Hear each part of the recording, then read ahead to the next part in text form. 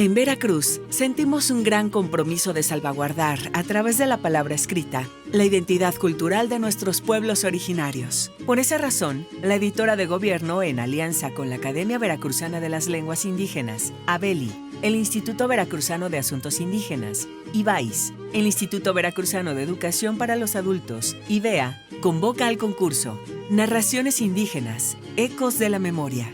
Tati ewa chalchihueca tlali, tipia 18 xihuitl, guati istok ipan estado, guati kamati nahuatlastoli, totunacu, potenec, timechnotza, campa, ximotlanica.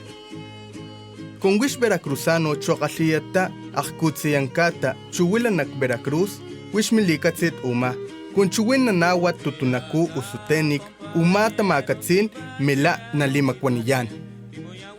Xicuanes nemilica, que ne eyi tlen tlatlanice, huelis kinextice, ipan edición, mase hualtzanili, ica editora, tlen gobierno.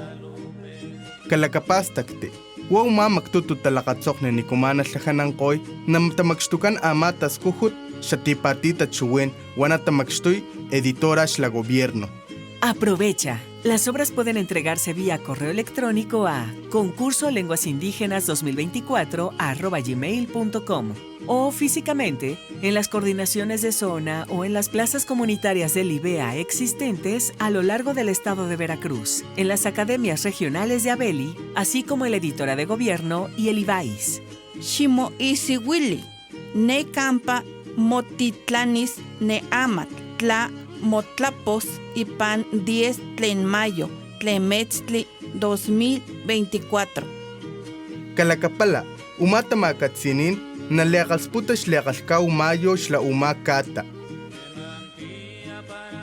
El presente contenido es de carácter institucional, ajeno a cualquier programa y partido político, por lo que queda prohibido su uso y distribución para fines distintos a los objetivos institucionales establecidos.